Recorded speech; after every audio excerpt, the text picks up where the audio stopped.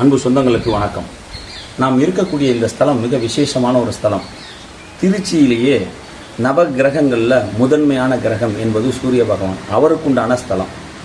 என்னங்க இதில் விசேஷம்? 12 ராசியில் முதல் ராசி மேச ராசி.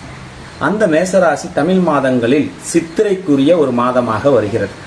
இந்த சித்திரை மாதத்திலே முதல் 3 நாட்கள், சித்திரை 1, சித்திரை 2, சித்திரை 3, இந்த 3 நாட்களிலே சூரிய பகவான் இந்த ஸ்தலத்துக்கு அரூபமாக வந்து ஈசன் மீது அவர் கதிரலைகளை செலுத்தி அவருடைய திருவடிகளை வணங்கக்கூடிய ஒரு விசேஷமான நாள். ஆக இந்த தமிழ் வருட பிறப்பிலே முதல் மாதத்திலே 3 நாட்களும் சூரிய பகவான் இங்கு இருந்து ஈசனை வழிபாடு செய்யக்கூடிய ஒரு தலமாக இருக்கக்கூடிய ஒரு விசேஷம்.